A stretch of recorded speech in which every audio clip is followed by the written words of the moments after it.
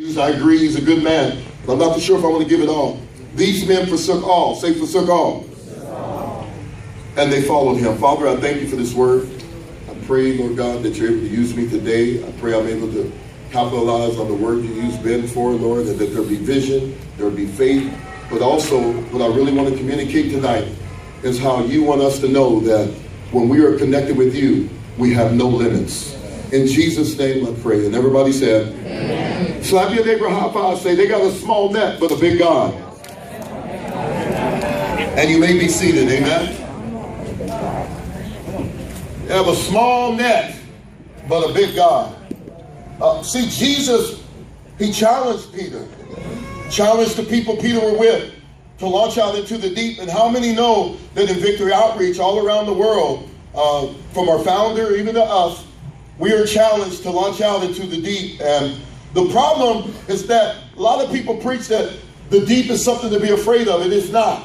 These were fishermen. They were not afraid of the deep.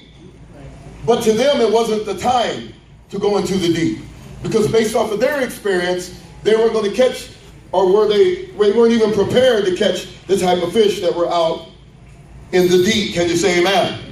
And I say that because there was a time when our founder said we were going to reach the down and outer, but then there was another time he said we're not going to just reach the down and outer, we're going to reach the up and outer as well. Can you say amen? Amen. See, sometimes you got to go out to the deep to get the up and outer. That's the one that maybe they didn't come off the same block as me, but they need the same God as me. Can you say amen?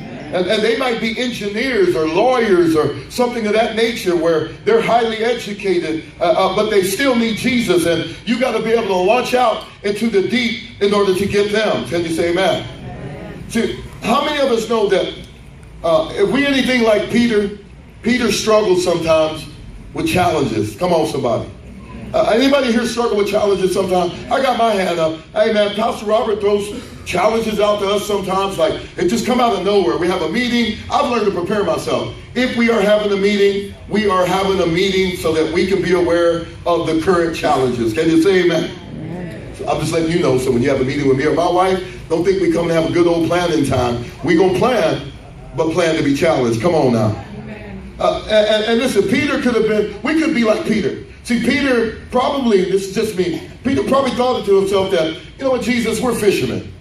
We've been doing this for years, man. We've caught fish, and, you know, some of you think, I'm good at this, Pastor, I'm good at this, Sister Gail. I don't need no help with this. But see, we're not challenging you with that. We're challenging you to go beyond what you're used to. Come on now. Can you say amen? And he probably said, you know what, we'll do it, but I think it's probably going to be a waste of time.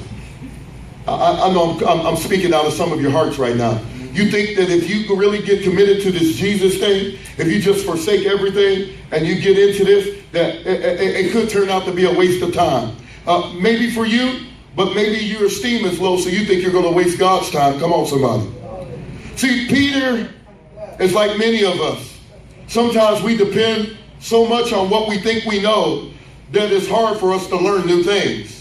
And when you come to Jesus, and I come to Jesus, and we start to get challenged, the challenges teach us something. The challenges teach us that although I've learned a lot of things, there's going to be a time when I have to unlearn some things. Can you say so? Amen.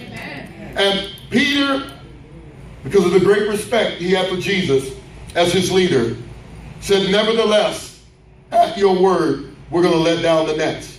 Now, see, here's the problem. If you really read the text, Peter knew Jesus as his leader. He knew he was some new type of man of God. But we read later that he realized who Jesus was because he said, turn away from me, for I'm a sinful man. See, we all got to get a revelation of the difference between us and God. How much we need the Lord. How different he is. How pure the Lord is. On my best day, he's still better than me on his worst day. Can you say amen? See, Peter said, nevertheless at your word. Say that with me. Say, nevertheless at your word. And when Peter did this, Peter caught a record number of fish.